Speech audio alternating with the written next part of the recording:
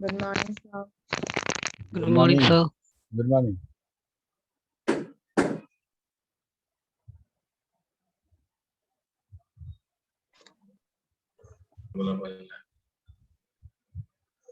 हम लोग तो मल्टीपल डेटाबेस में ज्वाइनिंग वाइनिंग सब कर चुके थे ना।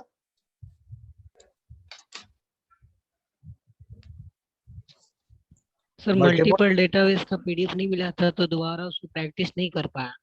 एक मिनट हम बता रहे हैं। मल्टीपल डेटाबेस में हम लोग को सेट रिलेशन पढ़ना था 2 फाइल के बीच में। उसके बाद हम लोग सेट रिलेशन पढ़े 3 फाइल के बीच में, ठीक है।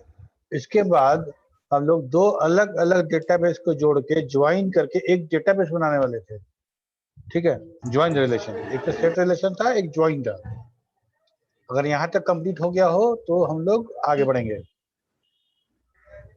सर उसके बाद एक क्वेश्चन था सर। पूछो ना।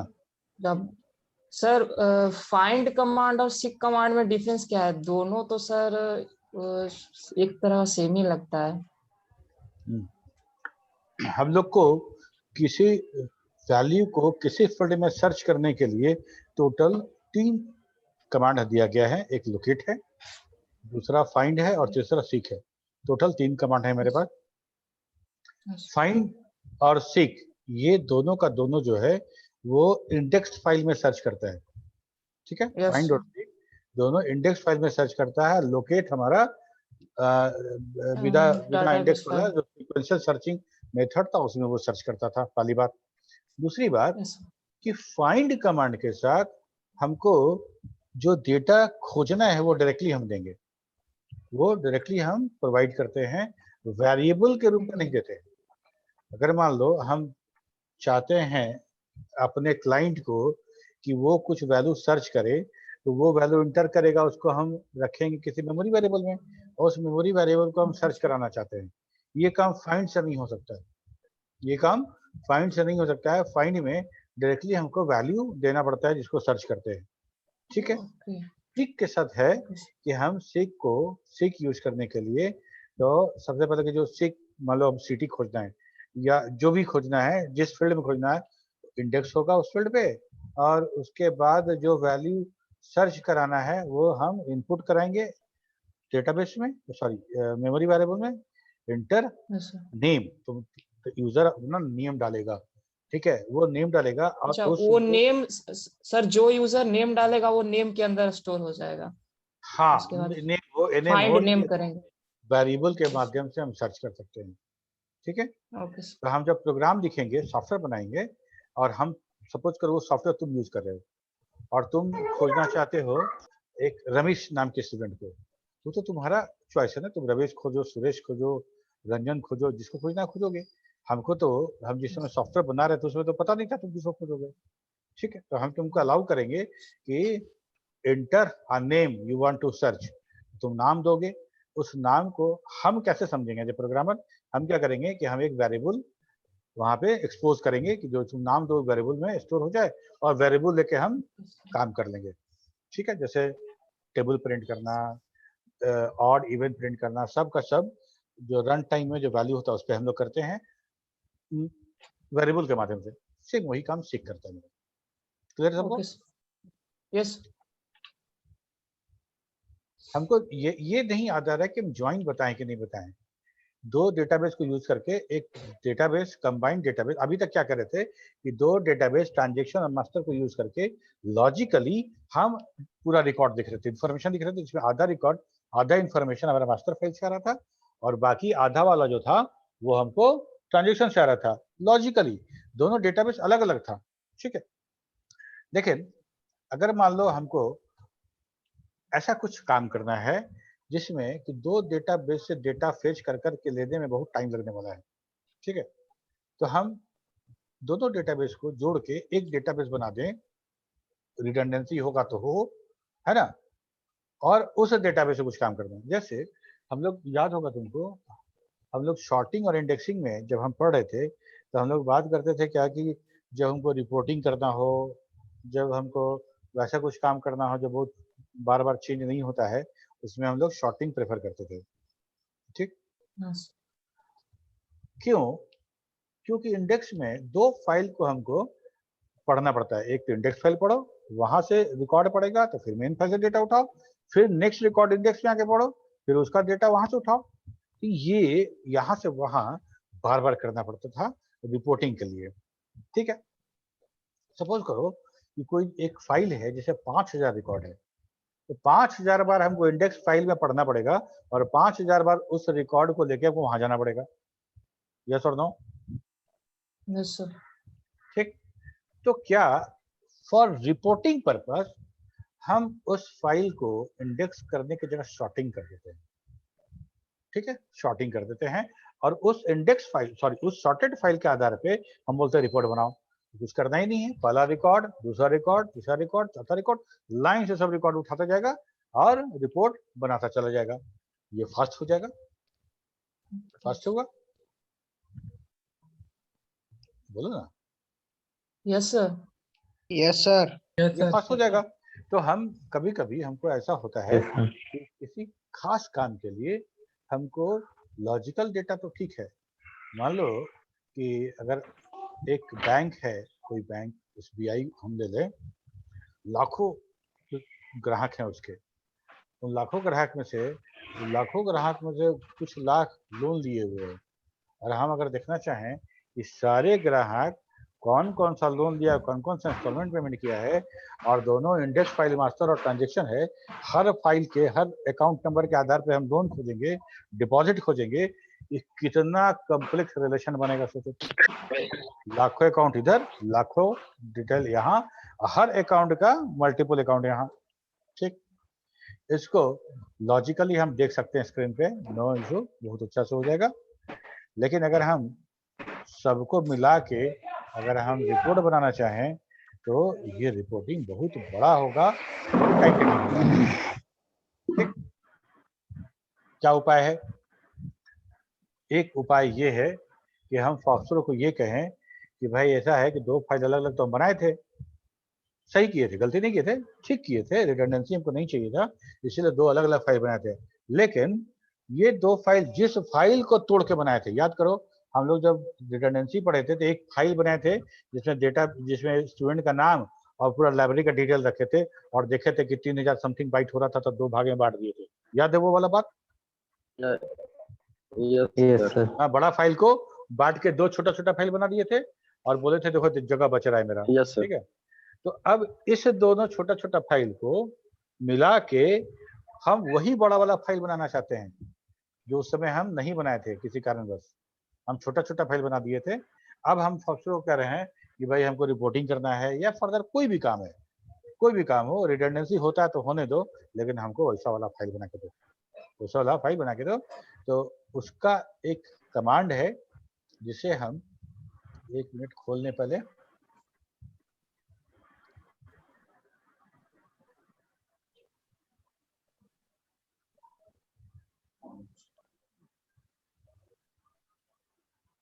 Good morning sir. Good morning.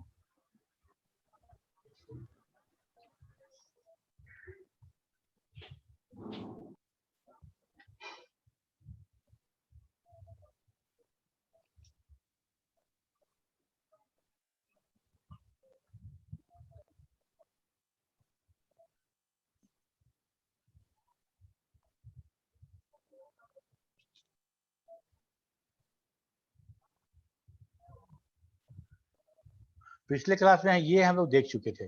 ठीक है, तीन डेटाबेस के बीच का रिलेशन ये हम लोग देख चुके थे।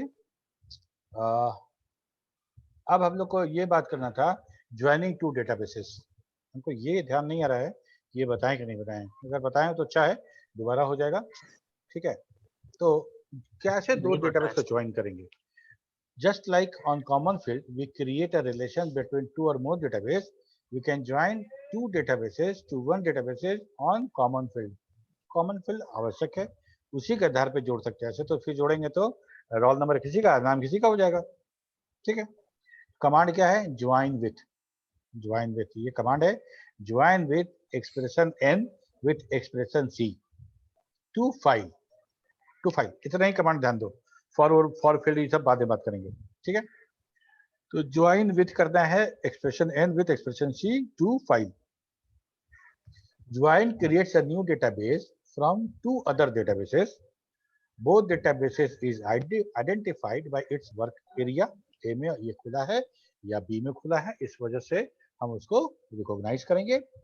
Join positions the record pointer on the first record in the current database and searches through the record in the second database. पहला रिकॉर्ड में मास्टर फाइल पे आएंगे, रिकॉर्ड रोल नंबर 1, ठीक है. तो रोल नंबर 1 पे पॉइंटर रखेंगे और इस रोल नंबर 1 का रेफरेंस खोजेंगे हम दूसरे फाइल में और उसको कनेक्ट करना शुरू करेंगे, ठीक है. EXPN AXPC specify the work area number of the second DBF expression N. Specify the DBF alias with the C, ठीक है. और फाइनल 2 लगा के एक फाइल का नाम देंगे जहां ये दोनों फाइल जुड़ के उसमें सेव हो जाएगा, ठीक है. फॉर फील्ड, ये सारा का सारा वही क्लाउज है जो हम लोग हमेशा पढ़ते आए हैं. फॉर क्लाउज में क्या करेंगे कि हम दोनों सबको नहीं जोड़ना चाहते हैं, सबको नहीं जोड़ना चाहते हैं, हम जोड़ना चाहते हैं उनका जिनका सिटी पटना है, ठीक है, या सिटी पटना नहीं है, वैसे को जोड़ना चाहते हैं जिनका लोन अमाउंट जो है 50,000 से ज्यादा है. फॉर क्लाउज पता है तुमको. फील्ड क्लाउज क्या है, कौन कौन सा फील्ड चाहिए. इसमें 10 को था, इसमें 10 को था, टोटल 20 फील्ड हो रहा है. फील्ड को फिल्टर लेकिन करने हम के जो लिए ज्वाइन करेंगे, यस विष्णु सर बोल रहे हैं कि फील्ड क्लास का सर यूज यही ना सर, फील्ड को फिल्टर करने के लिए. एग्जैक्टली. तो for clause and field clause वही दोनों यूज हो रहे हैं यहाँ पे, ठीक है. फील्ड लाइक स्केलेटन यूज करते हैं हम लोग, जैसे यूज करते हैं लाइक, एक्सेप्ट, ये है स्केल, इसको बोलते हैं स्केल या स्केलेटन, ठीक है. ये सारा का सारा यूज करने के बाद हम कुछ ऐसा करेंगे. स्केलेटन कैसे, जो field like A star B star, मतलब A से स्टार्ट होने वाला और B से स्टार्ट होने वाला जितना फील्ड है उसको यूज कर लीजिए आप, ठीक है. Fields like A star P star except part और नंबर स्टार, मतलब लाइक A स्टार मतलब A से शुरू होने वाला सारा, P से शुरू होने वाला सारा, एक्सेप्ट पार्ट नंबर मतलब P से शुरू होने वाला सारा जिसमें पार्ट नंबर नहीं होगा, पार्ट नंबर छोड़ के बाकी सारा, ठीक है. नो ऑप्टिमाइज करते हैं, लास्ट में नो ऑप्टिमाइज देते हैं.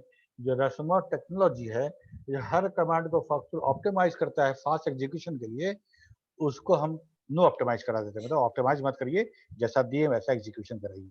ये सारा का सारा इस पूरा का पूरा सिंटेक्स का हमारा डेफिनेशन हो गया, ठीक है. अब देखो, मान लो एक EMP फाइल है जिसमें EMP ID name address phone है, एक लोन है जिसमें EMP ID रहेगा, मतलब दोनों में कॉमन तो रहना ही है, तभी तो जोड़ेंगे उसको. दूसरा लोन कोड है, अमाउंट है, डेट है, रेट है. ये दो फाइल हमारा अलग अलग है जो अभी हम लोग सेट रिलेशन किए थे. अब इस दोनों को जोड़ के एक लंबा सा फाइल बनाना है जिसमें ऊपर का चारों फील्ड और नीचे का 4 फील्ड सब रहे. EMP ID 2 बार नहीं रखेंगे, EMP ID एक ही रहेगा, ठीक है. इस लोन वाला EMP ID के आधार पे लोन कोड, अमाउंट और रेट को अलाइन करेंगे, बस 2 बार EMP ID नहीं रखेंगे. तो 4 ऊपर का और 4 नीचे का 8 फील्ड का एक फाइल बनेगा मेरा. कैसे बनाएंगे, सबसे पहले क्लोज डेटाबेसेस, सारा डेटाबेस बंद, सिलेक्ट वन, एक मेमोरी एरिया सिलेक्ट किए, ठीक है. Use EMP order EMP ID, मतलब वो इंडेक्स्ड है और EMP ID पे हम ऑर्डर सेट कर दिए, ओके. अब इसके बाद लिखते हैं use loan order EMP ID N0. ये जो कमांड है, ये थोड़ा सा तुम बताओ कि कमांड का मतलब क्या है. Use loan order EMP ID N0. Sir वैसा मतलब ऑर्डर के EMP ID मतलब ऐसा एम्प्लॉय का ID खोजेगा जिसका लोन अमाउंट 0 है. गलत जवाब. 0 ना हो सर.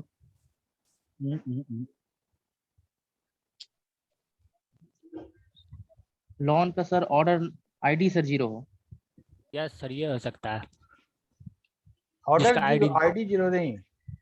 हम लोग, तुम लोग याद नहीं रखते हो, हम लोग बात किए थे कि अगर हम किसी, जैसे एक तो तरीका हुआ सेलेक्ट वन यूज EMP, तो यूज EMP पहले सेलेक्ट वन किए हैं, यूज EMP किए हैं, तो EMP फाइल मेरा मेमोरी एरिया A या 1 में खुल गया. दोनों कमांड को एक लाइन में यूज कर सकते थे, use EMP in 1, use EMP in 1, use EMP in 2, use EMP in 3, उस वर्क एरिया में वो हमारा फाइल खुलता। ये याद है? Yes sir. ओके, टोटल मेरे पास वर्क एरिया टोटल 25 है, 1 से लेकर 25 तक। तो बड़ा आसानी से हम किसी वर्क एरिया में फाइल खोल सकते हैं इस कमांड के द्वारा, यूज ईएमपी इन 5, यूज ईएमपी इन 10, यूज ईएमपी इन 15, उस वर्क एरिया में वो फाइल खुल जाएगा। यस और no? Yes sir. Yes sir. ठीक है, लेकिन ये तो सिंपल था कमांड था, use file name in work area, एक बार में हो गया। लेकिन दो कमांड ऐसा था इसमें जो थोड़ा सा पेचीदा था। पेचीदा ये था कि अगर हम लिखते हैं यूज फाइल नेम इन 0, तो 0 तो था नहीं मेरे पास तो 1 से 25 कुछ नहीं तक शो था, करेगा। 1 से 25 था। तो एक तो था यूज फाइल इन 0, एक था use file in select bracket में 1।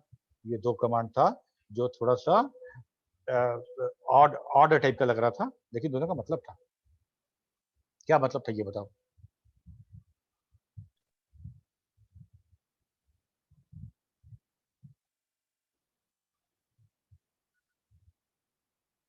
भूल गए? Yes sir. 0 कहने का मतलब ये था कि जितना वर्क एरिया मेरा अनयूज्ड है उसमें से वो लोएस्ट दिखाएगा, वर्क एरिया वो जो है दिखाएगा। उसमें खोलिए, हो जाएगा। अच्छा। उसमें से लोएस्ट वर्क एरिया में खोल दीजिए। दूसरा कमांड जो था यूज फाइल नेम इन सेलेक्ट ब्रैकेट में 1, वो था कि जो हाईएस्ट वर्क एरिया अवेलेबल है उसमें खोलिए। ठीक, अब समझो, अब समझ में आ गई बात। अब ये बताओ, एक मिनट होल्ड करना।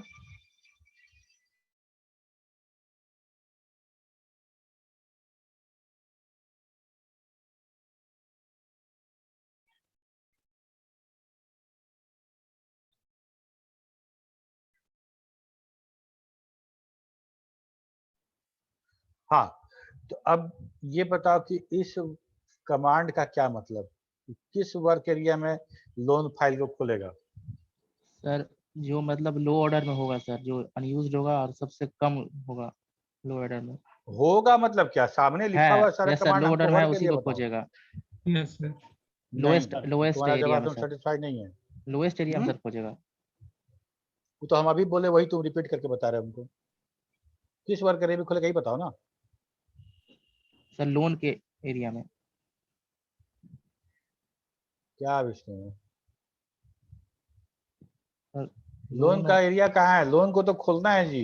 ईएमपी लोन किस आईडी, वर्क ईएमपी एरिया में आईडी खुल के, रहा है? ईएमपी आईडी के सर एरिया में।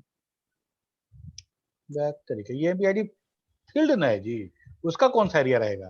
देखो भला बात करते हो। तीर मार रहा है। हाँ? ईएमपी के नीरज यस सर। बोलो। ईएमपी के सबसे लास्ट में जो सर जिसका कम सबसे कम जो होगा वर्क एरिया उसको जाके खोलेगा। अरे तो वही बताओ ना, कौन सा वर्क एरिया कम है? सामने कमांड लिखा हुआ है ना। गौर से समझो, क्लोज डेटाबेस, जितना डेटाबेस खुला सब बंद हो गया।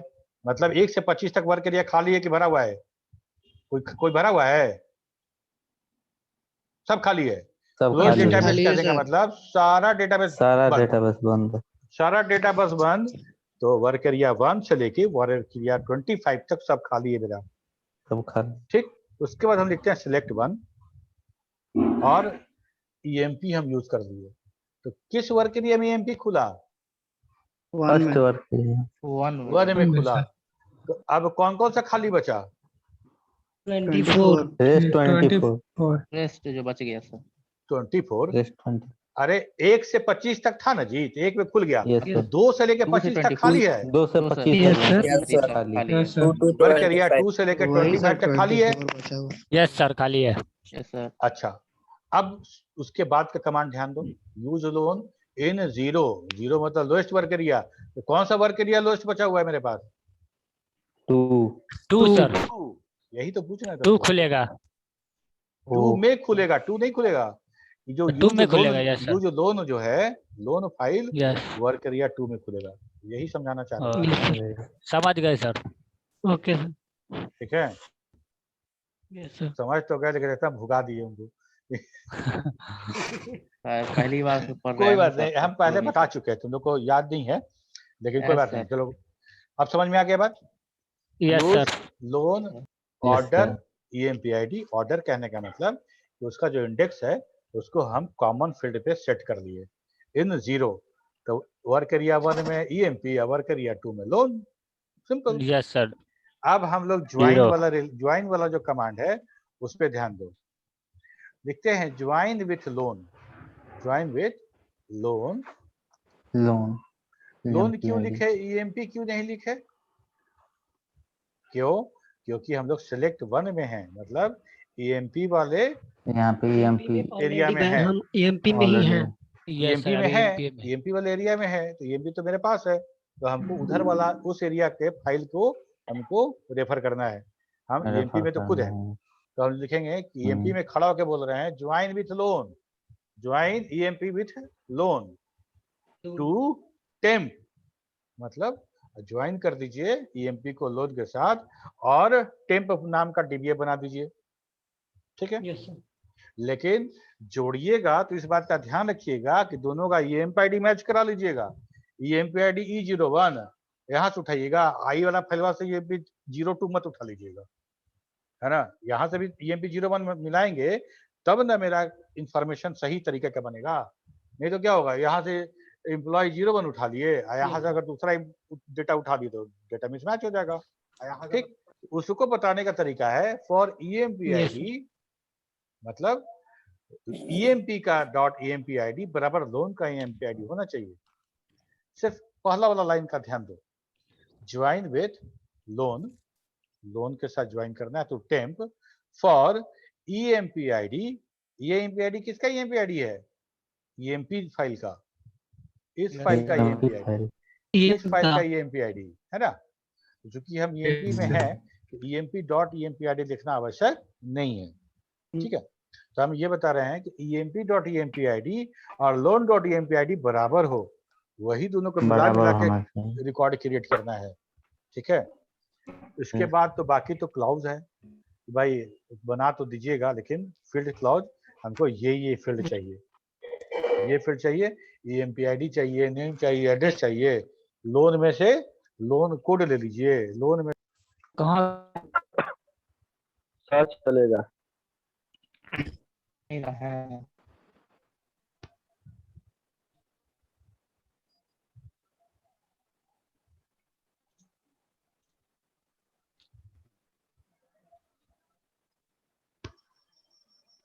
अच्छा ये कौन है? रोल नंबर 34 कुमार,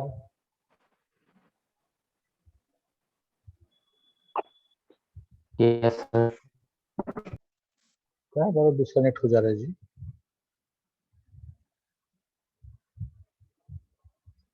बता, विवेक कुमार और सतीश कुमार अभी आ रहा है।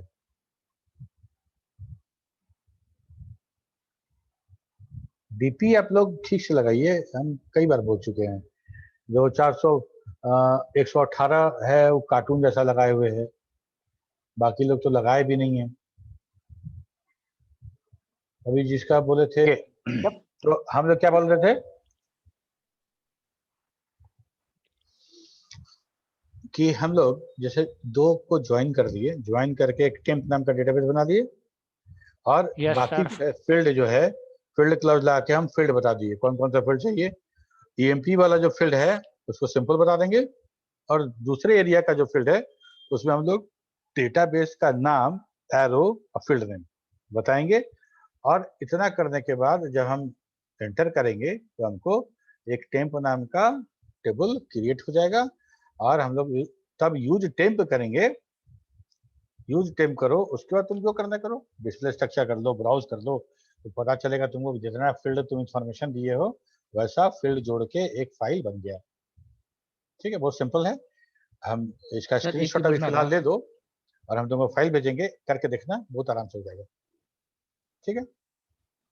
सर पूछना था एक चीज, हाँ पूछो। सर लोन लोन में तो लोन का अमाउंट लिखेंगे और लोन कोड में सर क्या लिखेंगे? लोन कोड पे लोन अकाउंट नंबर है। लोन जैसे हम लोग यहाँ बनाए थे ना लोन कोड, तो हम मान लो हम लोन दे रहे हैं सबको, तो कुछ तो इन्फॉर्मेशन लोन का रखेंगे ना। मतलब कि हम बैंक में यस सर, जाके लोन आईडी बना के रखेंगे। लोन आईडी या loan account number, loan yes account sir. Number जो होता है उसे लोन का कोड बना के रखेंगे, ताकि हम हर लोन को यूनिकली आइडेंटिफाई कर पाए कौन सा लोन किसका है, कौन सा लोन है। ठीक है, जैसे कहिए तुम्हारा रोल नंबर है, आईडी है, वैसे हर लोन का अपना आइडेंटिफिकेशन होना चाहिए, वो होगा। यस सर, डेटाबेस में उसको रखना है। नहीं तो खोजते खोजते परेशान। हाँ, तो ये काम तो हो गया मेरा। यहाँ तक कोई सवाल है तो पूछो, फिर हम लोग प्रोग्रामिंग में चलेंगे।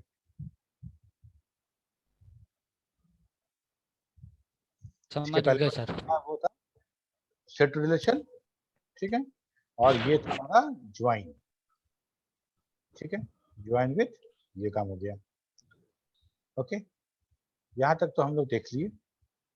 और इसके बाद हम लोग प्रोग्रामिंग शुरू किए थे ना क्लास में,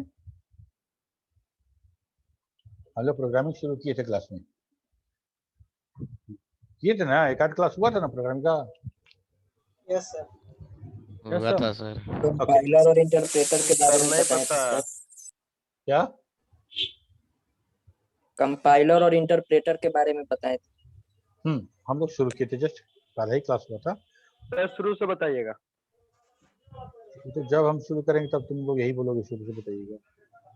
यस सर। प्रोग्रामिंग हम लोग क्या क्या बात किए थे, हम लोग को याद दिला दे। हम लोग बात किए थे कि प्रोग्रामिंग ऐसा कुछ खास चीज नहीं है, इसमें हम इंस्ट्रक्शन देते हैं। प्रोग्राम का मतलब होता है, जैसे हिंदी में अगर हम बात करें, प्रोग्राम का मतलब होता है कार्यक्रम। कार्यक्रम कहाँ कहाँ हमको देखने को मिलता है, एक तो टीवी में मिलता है प्रोग्राम, उसमें क्या लिखा रहता है कि इस टाइम पे ये प्रोग्राम, इस टाइम पे ये प्रोग्राम आएगा।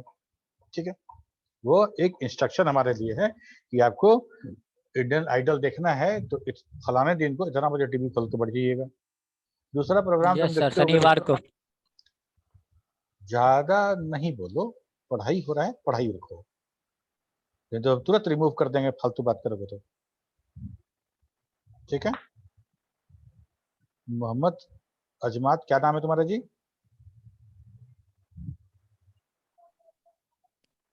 नाम बताओ। एमडी अजमत नदाफ। अजमत नदाफ, ठीक है। हम अगर यस सर। तुमको समझाने के लिए हम अगर इस तरह का उदाहरण दे रहे हैं तो उसको मजाक में मत लो, सर। ठीक है। तुम अच्छे समझ यस पाओ, सर। तुम्हारे दिमाग में वो समझ में आ जाए, इसीलिए हम बोल रहे हैं। उस चीज को मजाक में यस बन के सर। स्मार्ट मत बनो, समझे ना, स्मार्ट मत बनो। स्मार्ट बनना है तो जब सवाल पूछते हैं उस समय बताओ और तब स्मार्टनेस दिखाओ अपना। तो एक शादी का कार्ड में तुम देखोगे, उसमें भी प्रोग्राम लिखा होता है कि किस डेट में कौन सा कार्यक्रम होने वाला है, और ये सारा का सारा हिरार्की में होता है। ऐसा है कि पहले 26 तारीख का प्रोग्राम, तब 27 तारीख का, तब 28 तारीख का, ऐसा लिखा जाता है। इसी आधार पे हम प्रोग्राम लिखते हैं, जो हम कंप्यूटर को इंस्ट्रक्शन देते हैं कि तुमको पहला काम ये करना है, दूसरा काम ये करना है, तीसरा काम ये करना है। यही इंस्ट्रक्शन है। तो एक प्रोग्राम को हम कैसे डिफाइन कर सकते हैं? Program is a set of instruction. कर सकते हैं कि नहीं कर सकते हैं, बताओ। Instruction, yes sir. Set of instruction, group of instruction, ये हमारा प्रोग्राम है। Yes sir. दूसरा टॉपिक ये था कि हमारा जो कंप्यूटर है और हम हैं, दो लोग हैं, दोनों लोग एकदम अलग अलग चीज है। एक तो मशीन है, इलेक्ट्रॉनिक सर्किट है, जो हर चीज को हाई और लो वोल्टेज या बोलो 0 और 1 के रूप में समझता है, और हम समझते हैं इंग्लिश में, हिंदी में, किसी और ह्यूमन अंडरस्टैंडिंग लैंग्वेज में। तो हम ऐसे किसी बंदे को, मान लो कि हम कहीं गए, टूरिस्ट बन के कहीं घूमने गए आगरा वगैरह, और वहां पे कोई आया हुआ था स्विट्जरलैंड से, उसको हिंदी नहीं समझ में आता है, वो हमसे कुछ पूछेगा तो हम उसको अगर कुछ बताना चाहते हैं, हम उसको कुछ बताना चाहते हैं तो हम हिंदी में तो भोजपुरी में तो बता नहीं सकते हैं, क्योंकि वो बाहर से आया है, उसको इंग्लिश समझ में आता है, तो हमको इंग्लिश में ही बात करना पड़ेगा, तभी मेरा इंस्ट्रक्शन वो ले पाएगा, या उसका इंस्ट्रक्शन हम ले पाएंगे अगर वो हिंदी में बोलेगा तब, या फिर हम दोनों एक दूसरे का लैंग्वेज जाने। एकदम एग्जैक्टली यही सिस्टम यहाँ पे भी है। कंप्यूटर का लैंग्वेज अंडरस्टैंडिंग और हमारा लैंग्वेज अंडरस्टैंडिंग एकदम डिफरेंट है। ठीक, तो हम कैसे करें, तो कैसे करें, तो एक तो तरीका ये था कि हम उसके लैंग्वेज में बात करें। जैसे हम लोग फर्स्ट जनरेशन कंप्यूटर में जो भी प्रोग्रामिंग करते थे मशीन कोड में करते थे, डायरेक्टली मशीन कोड में ही प्रोग्राम करते थे, 01101001 ऐसा करते थे। तो हमको कुछ कन्वर्शन का जरूरत नहीं था, ट्रांसलेशन का जरूरत नहीं था, डायरेक्टली बात हो गया। हम कंप्यूटर को बताए कि भाई हमको ये चाहिए, 01 के फॉर्म में बता दिए, कर दिया।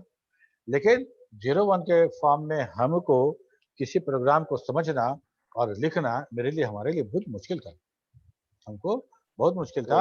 हम पहले प्रोग्राम लिखते थे और उसको हर लाइन को 01 में पहले कन्वर्ट करते थे खुद से, और खुद से लिखने के बाद उस 01 को कंप्यूटर में इनपुट करते थे।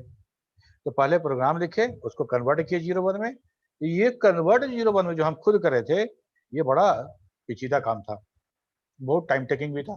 तो ये कन्वर्शन जो था, प्रोग्राम लिखे और इसको 01 में कन्वर्ट किए, ये कन्वर्शन काम हम एगो सॉफ्टवेयर को दे दिए, सॉफ्टवेयर को दे दिए कि भाई हम अंग्रेजी में प्रोग्राम लिखेंगे और प्रोग्राम को समझना है, समझने के बाद आपको उसको 01 में लिख देना है ताकि कंप्यूटर समझ सके।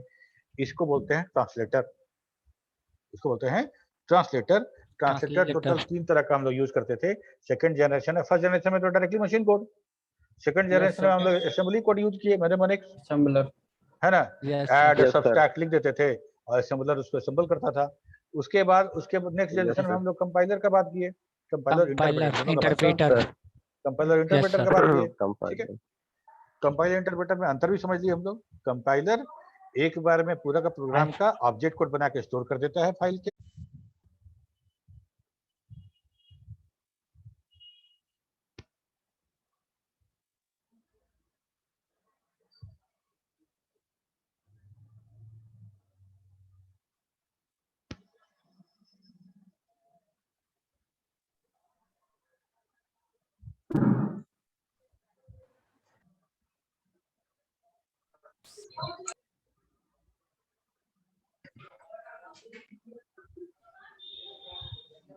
साकेत अपना डीपी चेंज कर लो यार, अच्छा नहीं लग रहा है वो, है ना। ओके सर, कर लेते हैं, हाँ कर, एकदम कंसाइज टाइप का रहे, अच्छा लगेगा।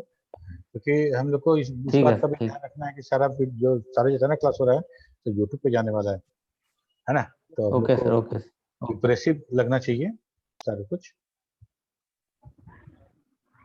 ओके। ओके, तो हम लोग ये बात कर दिए कि इंटरप्रेटर और कंपाइलर, ये समझ में आ गया। इंटरप्रेटर के लिए हमको लाइन बाय लाइन पढ़ के रीडिंग लगाना है। ये रीडिंग लगाने वाला बात होता था ना, ये एक लाइन पढ़े उसका मतलब समझे, एक लाइन में उसका मतलब समझे। इंटरप्रेटर यही काम करता है, वो स्टोर नहीं करता है। प्रॉब्लम यही हो जाता है, इंटरप्रेटर बेस्ड प्रोग्राम जो होता है हमारा, जब रन कराएंगे तब वो उस प्रोग्राम को लाइन बाय लाइन पढ़ेगा, उसको कंपाइल करेगा, कंपाइल करके उसका ऑब्जेक्ट कोड बनाएगा और डायरेक्टली सीपीयू भेज देगा, स्टोर नहीं करेगा। कंपाइलर में क्या है कि पढ़ेगा, कोड बना दिया, अब नेक्स्ट टाइम उसको कुछ नहीं करना, नेक्स्ट टाइम खाली उसको एग्जीक्यूट कराना है। ठीक है, इसीलिए हम लोग क्या कहते हैं कि कंपाइलर बेस्ड जो प्रोग्राम होता है वो फास्टर होता है in comparison of interpreter based program का।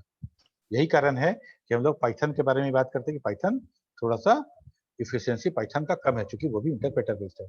जावा भी हमारा इंटरप्रेटर बेस्ड है, हमारा डॉटनेट भी इंटरप्रेटर बेस्ड है। इंटरप्रेटर बेस्ड लैंग्वेज का अपना महत्व है, कंपाइलर बेस्ड का अपना अलग महत्व है। ऐसा नहीं है कि इंटरप्रेटर बेस्ड का कोई महत्व नहीं है। ठीक है, खैर हम लोग का अभी टॉपिक वो नहीं है कि हम लोग समझें कि इंटरप्रेटर और कंपाइलर में कौन महत्वपूर्ण है।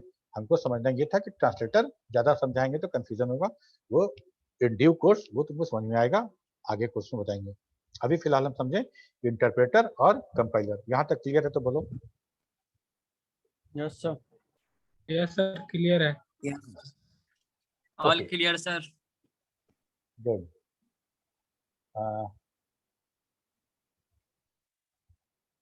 फॉक्स प्रो हमारा इंटरप्रेटर बेस्ड है।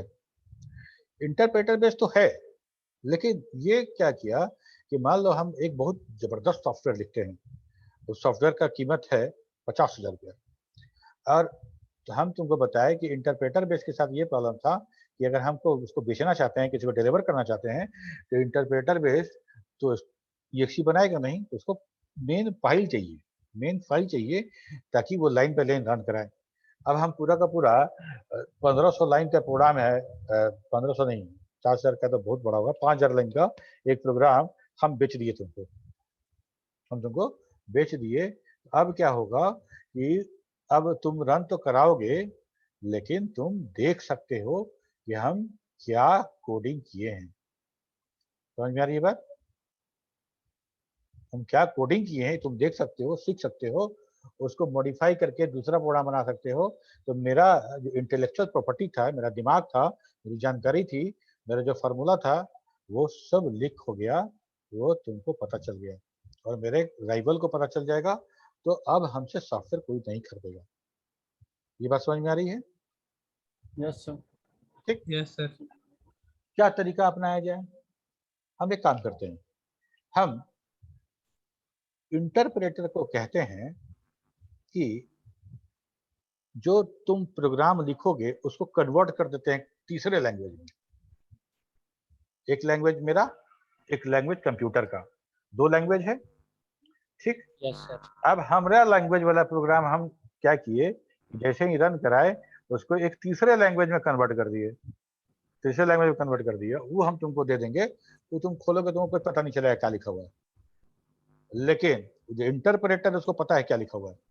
इंटरप्रेटर उस प्रोग्राम को इंटरप्रेट करके रन कराएगा। इससे क्या हुआ कि मेरा इंटेलेक्चुअल प्रॉपर्टी जो था, जो मेरा मेहनत से जो सीखे थे, वो अब तुम पढ़ नहीं पाओगे, लेकिन इंटरप्रेटर उसको रन करा लेगा। ठीक है, तो सब जगह जावा में भी यही होता है, पाइथन में भी यही होता है, फॉक्सट्रॉट में भी यही होता है कि जो प्रोग्राम तुम लिखोगे उसको पहले कंपाइल करेंगे, कंपाइल करने के बाद एक ऐसा फाइल बनाएंगे जो तुमको समझ में नहीं आएगा, जिसको हम डिलीवर करेंगे, और इस तीसरे फाइल को इंटरप्रेटर रन कराएगा लाइन बाय लाइन सीपीयू पे भेज भेज के। समझ में आ गया बात? समझ में आ गया कि नहीं आया? Yes sir. Yes sir. आ गया? Yes sir. अब देखो, हम जो प्रोग्राम लिखेंगे उस फाइल का नाम होगा PRG, एक्सटेंशन होगा PRG। जब रन कराएंगे तो बन जाएगा FXP, बन जाएगा FXP। FXP को तुम नोटपैड में खोलोगे तुमको कुछ समझ में नहीं आया क्या लिखा हुआ है, लेकिन फॉक्सट्रॉट के इंटरप्रेटर को FXP का हर इंस्ट्रक्शन समझ में आएगा क्या लिखा हुआ है, और उस हर इंस्ट्रक्शन को वो एग्जीक्यूट कराएगा। तो जब तुमको रन कराना होगा तब तुमको FXP चाहिए, PRG नहीं चाहिए। PRG दे देंगे तो मेरा बिजनेस ही खराब हो जाएगा, तब जान जाओगे तुम, है ना। PRG नहीं भेजेंगे तुमको, हम तुमको FXP भेजेंगे और तुम FXP को रन कराओ। सर तो कोई भी लैंग्वेज को, सर थर्ड लैंग्वेज में जो कोई भी कन्वर्ट होगा सर, वो हम खुद करेंगे या फिर हम इंटरप्रेटर नहीं करेंगे, करेगा? मेरा कंपाइलर करेगा। जैसे जावा में कंपाइलर, जो हम जब, हाँ, जावा हम जो लिखते हैं प्रोग्राम, तो उसमें जो प्रोग्राम हम लिखते हैं वो उसका एक्सटेंशन होता है जावा। ठीक है, मतलब हम लिखे हैं इवेंट नंबर, तो हम प्रोग्राम का नाम लिखे इवेंट नंबर डॉट जावा। जब इसको रन कराने लगेंगे तो वो क्लास फाइल में बदल जाएगा। जो रन करेगा, जो हम तुमको भेजेंगे, जो देंगे तुमको, उसका नाम रहेगा event number dot class. Event number dot class file तुम्हारे समझ में नहीं आने वाला है। तुम्हारे समझ में क्या आता है, अगर हम डॉट जावा फाइल देते तब तुमको समझ में आता है। जैसे मान लो तुम हमको बोलोगे भाई सर ये प्रोग्राम हमको बताइए कैसे लिखाएगा, और हम तुमको भेजना होगा ताकि तुम देख के पढ़ सको, तो हम तुमको जावा फाइल भेजेंगे या PRG फाइल भेजेंगे फॉक्सट्रॉट में। अगर तुमको हमको बेचना होगा तो हम तुमको क्लास फाइल भेजेंगे या FXP भेजेंगे, FXP फाइल भेजेंगे। ठीक है, तो ये बात है कि हमको उसको किस चीज को छुपा के रखना है और किस चीज को देना है, ये समझ में आ जाएगा। ठीक है, और उसके लिए हमको कुछ नहीं करना है कि बहुत ज्यादा, एक कमांड है फॉक्सट्रॉट में, डू, प्रोग्राम का नाम एंटर करोगे, सारा काम फॉक्सट्रॉट करेगा। ठीक है, यस सर जैसे सी में डॉट सी करेंगे तो अगर किसी को शेयर करना है तो डॉट सी वाला फाइल दे देंगे, अगर किसी को बेचना है तो EXE फाइल शेयर कर देंगे, यही बोलना चाहते हैं सर? हाँ, अगर हमको किसी को हमको सिखाना है कि कैसे प्रोग्रामिंग होता है, तब हम उसको भेजेंगे तो उसको डॉट सी देंगे या डॉट CPP देंगे। लेकिन हमको अगर बेचना है तो यूज कर सको तो EXE देंगे, ओके, है ना। यस,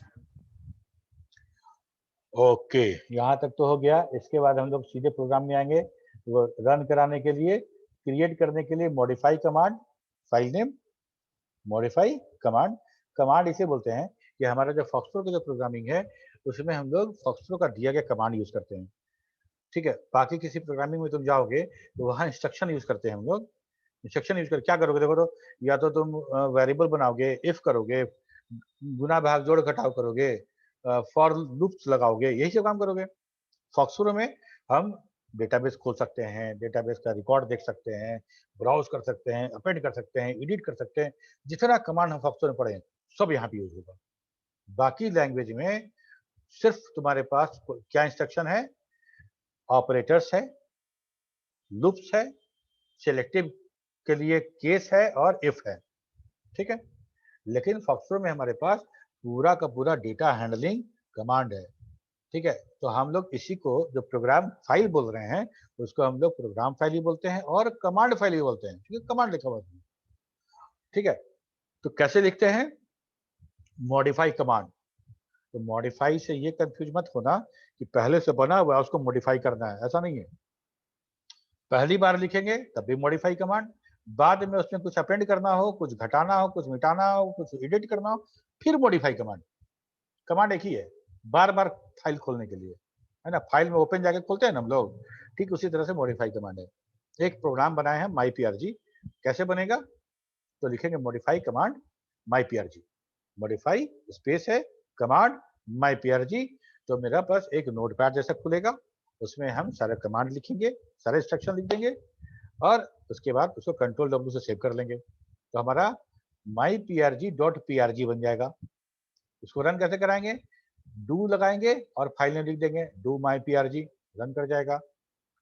ठीक है, हर फाइल में, हर प्रोग्रामिंग में स्टार्टिंग में ये आदत डालना अच्छा आदत है कि हम उस प्रोग्राम का टाइटल लिखें। ऊपर में टाइटल लिखे कि this program is for evaluating even number, this is for printing table, this is for फलाना ठिकाना, जो भी है। तो हम उस लाइन को, उस सिंपल इंग्लिश लाइन को, जो कि हमारा प्रोग्राम का स्टेटमेंट नहीं है, इंटरप्रेटर को समझ में नहीं आएगा और एरर देगा। तो हम चाहते हैं कि हमारा इंटरप्रेटर उस लाइन को इग्नोर कर जाए। इसके लिए हमको उसको कमेंट बनाना पड़ेगा। और जैसे फॉरवर्ड स्लैश स्टार और लास्ट में स्टार एंड फॉरवर्ड स्लैश, ये देख के हम कमेंट बनाते हैं सी में। ठीक उसी तरह से हमको यहाँ पे कमेंट बनाने के लिए आगे लाइन के स्टार्टिंग में NOTE नोट लिखना पड़ेगा या स्टार साइन लगाना पड़ेगा, डबल कोट्स में नहीं। डबल कोट्स में हम दिखाने के लिए लिखे हैं, लेकिन तुमको नोट या स्टार लगा के अगर एक लाइन लिख देते हो तो कंपाइलेशन के समय, एग्जीक्यूशन के समय इंटरप्रेटर उस लाइन को इग्नोर कर देगा, आगे बढ़ जाएगा, तो एरर नहीं आएगा। क्लियर। अब देखो, पहला प्रोग्राम हम लिख रहे हैं, क्लोज डेटाबेसेस, डेटाबेस बंद, सारे डेटाबेस बंद, यूज स्टूडेंट खुल गया, लिस्ट किए लिस्ट हो गया, वेट किए तो प्रेस एनी की टू कंटिन्यू मैसेज आ गया।